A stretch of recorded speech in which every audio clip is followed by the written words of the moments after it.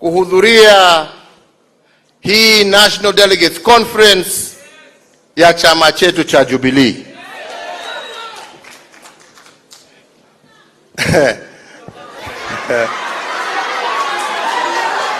Nataka niseme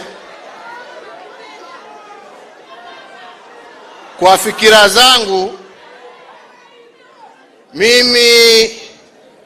fikira zangu zilikuwa zimeniambia ya kwamba siasa mimi nilikuwa nataka nilegee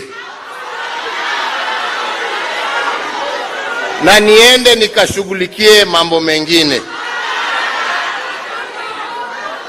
na nilikuwa nafikiria ya kwamba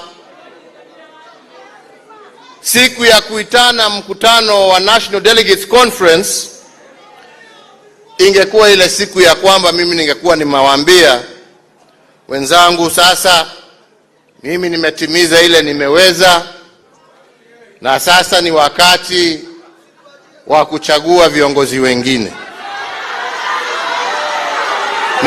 Nawaambia fikira zangu vile zilikuwa.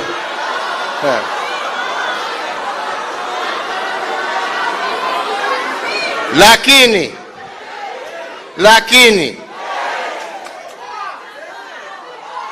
wengine